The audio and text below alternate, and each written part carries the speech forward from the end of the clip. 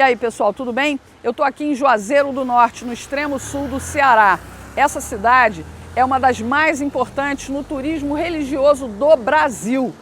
Tem 276 mil habitantes, mas recebe por ano mais de 2 milhões de romeiros. Imagina, a última vez que se viveu a efervescência da fé aqui foi em fevereiro de 2020. Desde então, a cidade que cresceu impulsionada pela liderança e empreendedorismo do padre Cícero Romão Batista enfrenta as consequências da pandemia do Covid-19, que afastou os fiéis que vinham de todo o canto do país.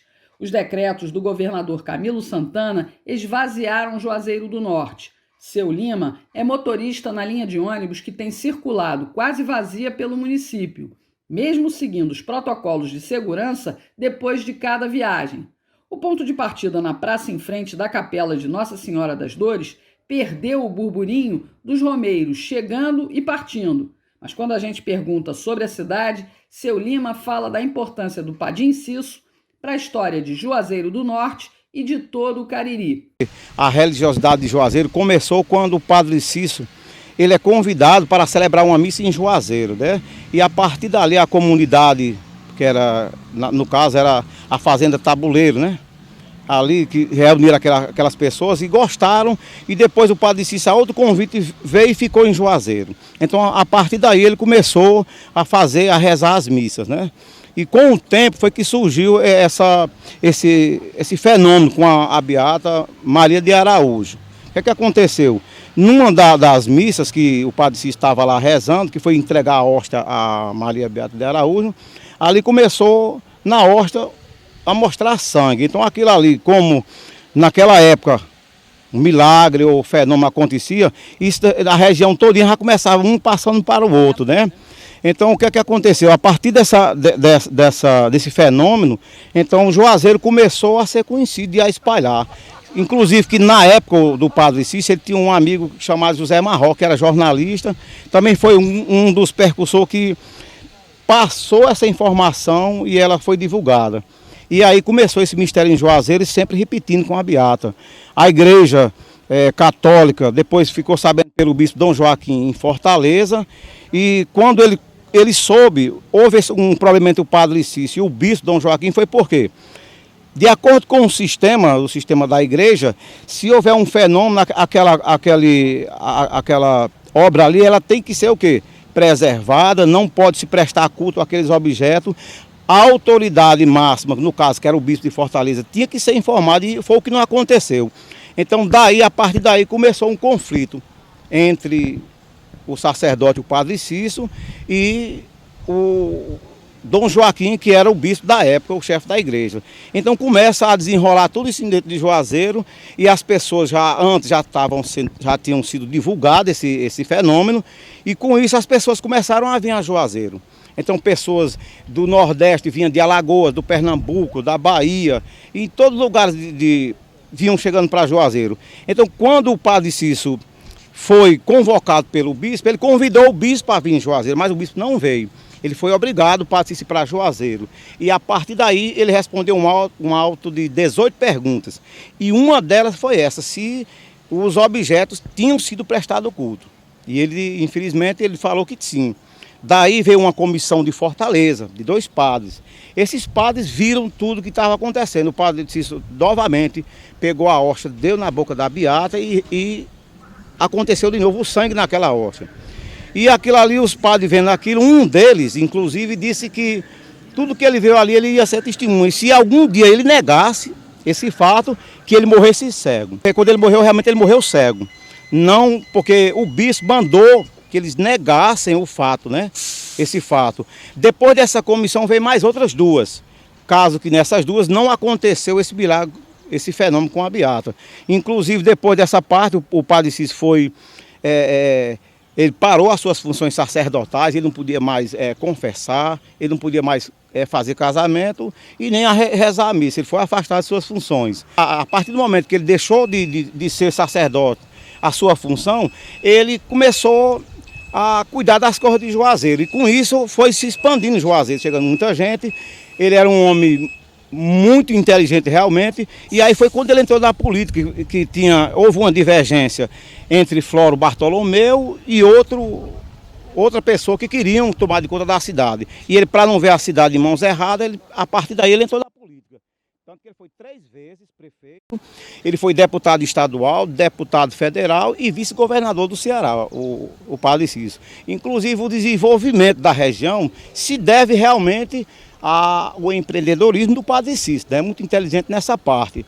Então ele ficou conhecido bastante no Nordeste, pessoas que vinham, ele arrumava trabalho, arrumava tudo para a pessoa fazer. Ele era um homem que acolhia as pessoas, né, os retirantes que vinham para Juazeiro do Norte.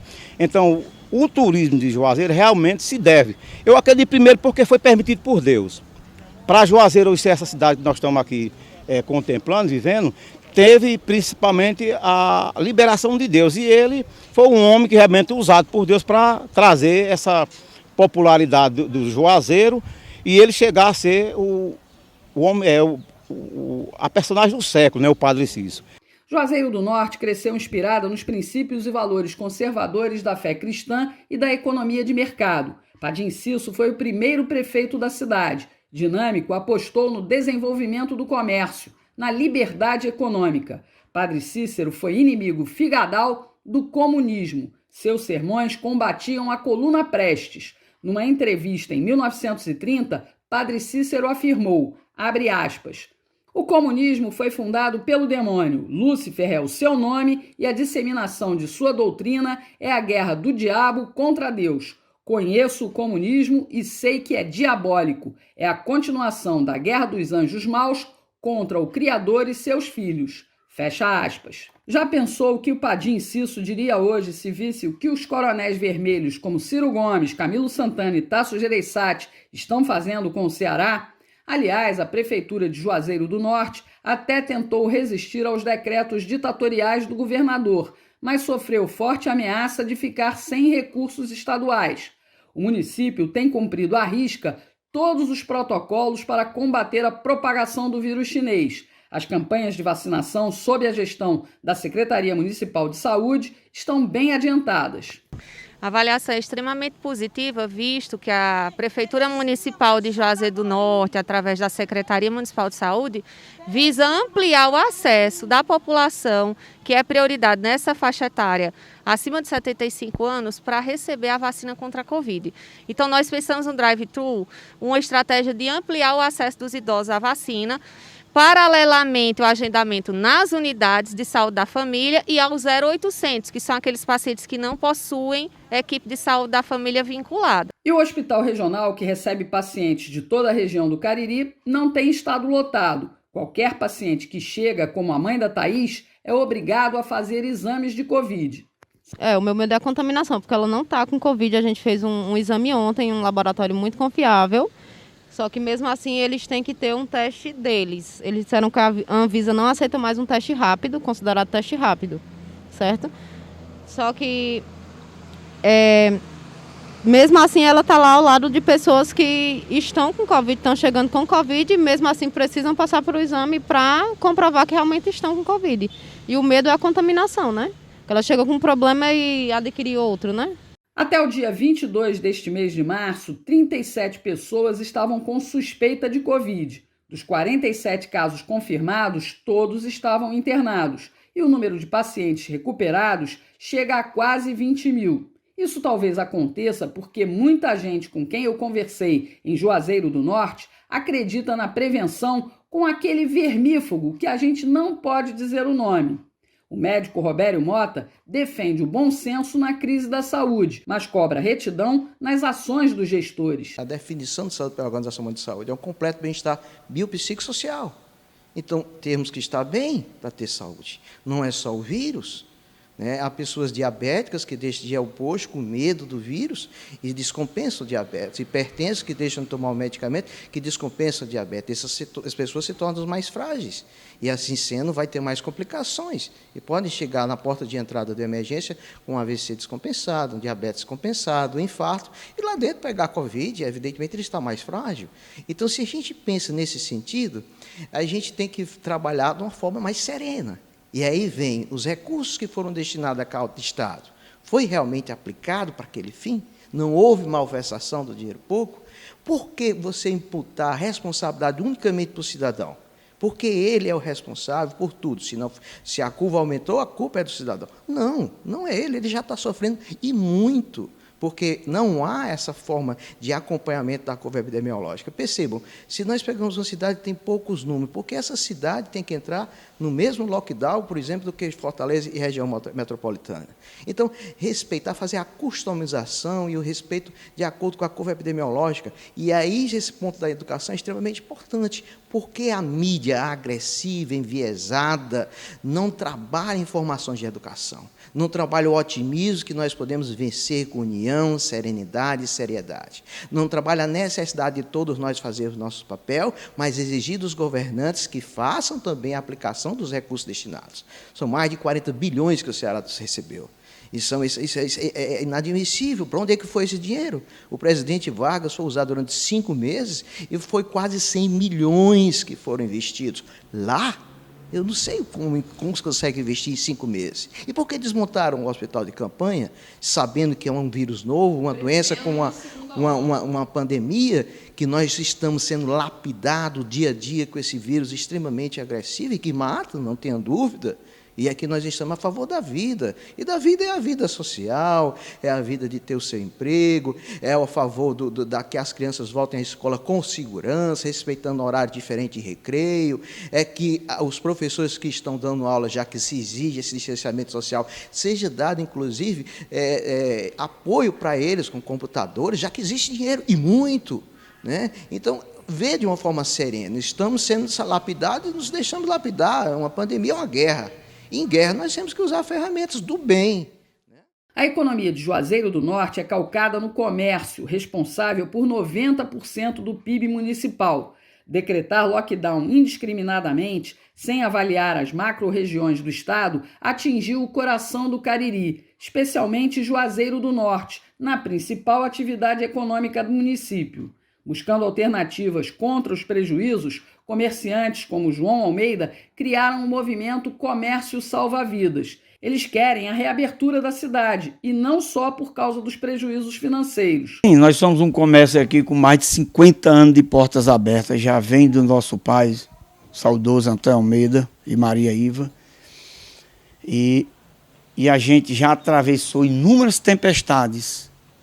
Mas eu estou acreditando que essa é a pior, porque... Essa é uma tormenta. É uma tormenta, mas é porque está sendo mal conduzida. A nau está pegando rumos errados, não está saindo do olho do furacão. A cada momento, nossos comandantes projetam a gente para o olho do furacão, para o local, os abismos mais profundos. Mas a gente, unindo as forças com os demais empresários, profissionais liberais, colaboradores e o povo em si, nós estamos tentando sensibilizar os governos, dizer para ele que esse modelo que está sendo aplicado para conter, para amenizar esse vírus, ele não é eficiente, não é eficaz. É comprovadamente, aliás, não há nenhuma comprovação científica de que ele seja mais benéfico do que maléfico. E a gente entende que os governos poderiam se sensibilizar. Não adianta tratar as pessoas dentro das UTIs. A gente faz o primeiro combate no primeiro flanco. A gente defende as suas fronteiras lá no nascedouro e não dentro de casa. Como estão querendo levar todo mundo para dentro das UTIs. Querendo que as pessoas, os UTIs seja a única fronteira de defesa. Nós precisamos montar nossas fronteiras no nascedouro, no primeiro combate, no álcool em gel, no distanciamento, na asepsia pessoal e de ambiente. Eu estou aqui, eu sou um cidadão que toma esses remédios, essas profilaxias preventivas e não tem nenhum problema. Eu moro num apartamento com 6 pessoas. Meu filho mais velho, mais novo, meio radical, não, pai, eu não acredito nisso. Tudo bem, meu filho, insistiu umas 10 vezes, que pai é assim mesmo. Só ele não tomou, fez o tratamento profilático, só ele pegou o Covid, só ele passou 6 dias dentro do hospital. 4º dia que a febre acochou, eu apliquei algumas medicações que a gente tem conhecimento, até porque tem um vizinho que é médico, e eu liguei para ele, e ele veio e prescreveu o remédio, esses remédios profiláticos, e o moleque reagiu de imediato. E se o comércio de rua sofre, quem investiu em montar um negócio num shopping não tem muita alternativa. Isadora viu os sonhos se desfazerem como açúcar na água. Olha, nós tivemos um prejuízo incalculável, porque os nossos produtos, eles são produtos perecíveis, nós trabalhamos com criança. E o que acontece? Quando veio o primeiro lockdown, né, nós tivemos que fechar. Fechamos pelos primeiros 15 dias, aí guardamos a mercadoria, achávamos que iríamos voltar, não voltamos e assim nós passamos 6 meses sem funcionar. Como os meus produtos, eles são produtos de balas finas, guloseimas, chocolates, qualquer tipo de material para crianças e doces, né? O que acontece? Nós tivemos um prejuízo incalculável. Por quê? A gente ia só guardando, esperando abrir. Sei que nesses 6 meses os produtos venceram, o que não venceu derreteu, o que não derreteu ficou muito duro, porque, por exemplo, jujuba, ela fica dura. E assim, a gente tá até hoje, nós estamos em março, finalzinho de março, e nós não conseguimos nos estruturar ainda. Imagine aí você ter uma empresa de guloseimas, de bombons, de finis, chocolates, e você perder tudo. Então a gente não consegue trabalhar com delivery. Eu venho tentando, mas eu não consigo. O Clube de Diretores Lojistas de Juazeiro reconhece as dificuldades dos pequenos, médios e grandes empresários.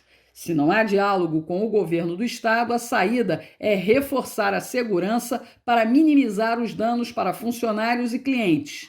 A gente entende, né, que nós estamos realmente num problema crítico, mas a economia é muito importante. Então, assim, o nosso comércio aqui, Juazeiro do Norte, ele é um comércio pujante, né? A gente recebe pessoas na normalidade de todas as regiões circunvizinhas, estados como Paraíba, Pernambuco, Piauí. A gente recebe pessoas que se abastecem, né, comerciantes de cidades pequenas que se abastecem do comércio de Juazeiro. Então, está sendo muito difícil para os empresários aguentar esses lockdown, esse fechamento de comércio, até porque a gente vem fazendo um trabalho desde da primeira pandemia, em 2020, né, que a CDL, junto com a Secretaria de Desenvolvimento Econômico, fizeram uma parceria com a ABESV, né, com o projeto de loja mais segura. Então, esse projeto ele visa proporcionar uma segurança maior aos estabelecimentos. Com essa implementação, a gente deixa todo o comércio seguro, com distanciamento, com avisos, né? Então, o nosso comércio ele está, na maioria, assim, já todo preparado. O que a gente percebe é que, por exemplo, o comércio está preparado, mas as filas dos bancos, elas continuam aglomerando.